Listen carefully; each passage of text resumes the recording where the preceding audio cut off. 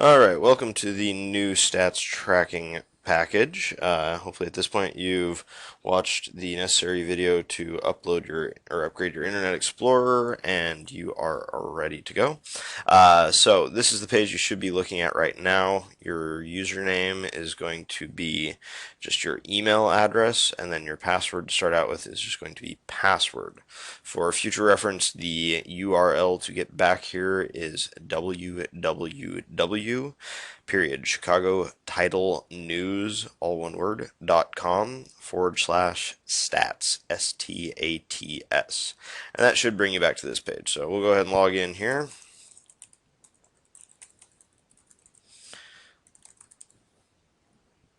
And your default password is just password. So go ahead and do that and click on login, and that should bring you into the home page here. So this kind of gives you an overview of everything you're seeing here.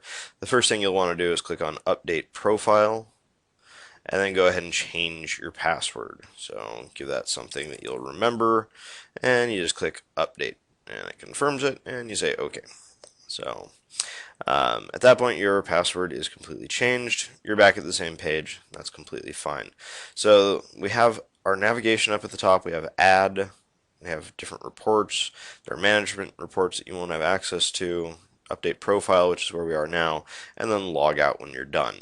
So the first thing we do, and let's just kind of think about this from a logical standpoint, is we need to add a customer into the system. But first we need to make sure their office exists in the system, because we're going to kind of work through the process that way. So we go to add new office. So let's say I have the Prudential office over near Streets of Tannisbourne. So it's going to bring you up to this page. Now, the first thing you're going to want to do is just kind of quickly take a look through this list. It is alphabetical. These are all the companies that our entire operation works with. You can click on the column headers, and that will resort them. And as you can see, it'll list the company and the branch.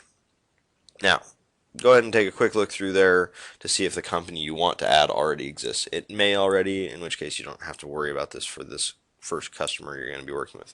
Otherwise, let's go ahead and add the company name. So, for instance, we can say Prudential. Once you get into your first three letters, it's going to check through the database to again see if it exists. So we already have Prudential Northwest Properties, the Sunnyside branch.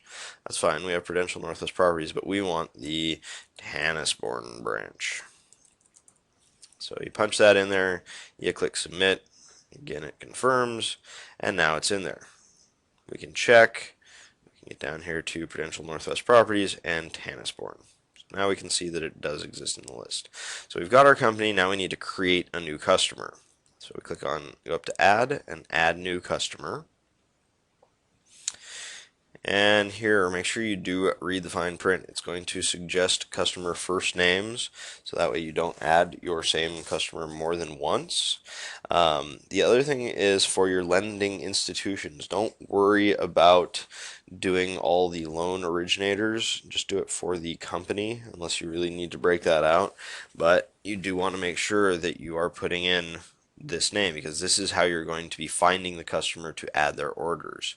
So for instance, like it says here, if your lender is Wells Fargo, put Wells for the first name and Fargo for the last name. That way you can find them again. So, and again, it's going to see if anybody matches. In this case, it doesn't. And this is just a customer over at that Prudential office. So we can click on the list, Prudential Northwest Properties, Tannisbourne.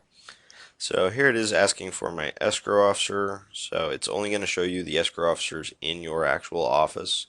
So choose your escrow officer and then your type of business. So this is a residential person, and again we click submit. So our submit is confirmed. We can now click OK. And it brings us back here. That way we can enter in more of our customers. Now obviously the first time you do this, you're going to spend a bit of time here because you're going to have to add all of your customers. But each subsequent month, you're only going to need to add a handful of new customers who sent business. So once you have your companies set up and your customers set up, we need to add some actual orders. So we go up to add and add orders. And it says, who would you like to update orders for? I only have this one customer, so I click on go.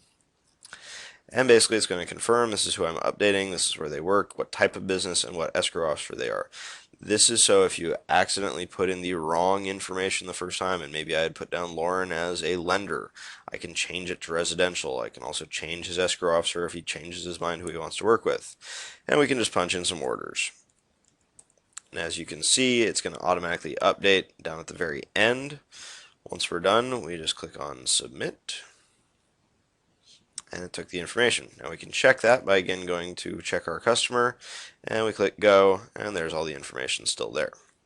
So that's how you add a customer and their orders and the company they work for. So once you're done with this, we need to get some reports. This is where the beauty of the system comes into play. So we go up to reports, and then we can go get our reports for our escrow officer. So I only entered in an order for Janet, so there's Janet. And now it shows me my customer. If I had more customers, it would show all of them.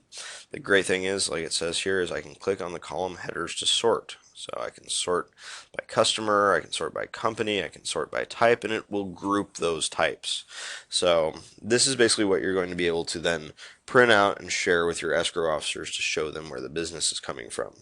Now for your purposes, you also have an office report, which basically is going to combine all the business from all of your escrow officers to show you in one report all the information that you have. So those are the reports that you have.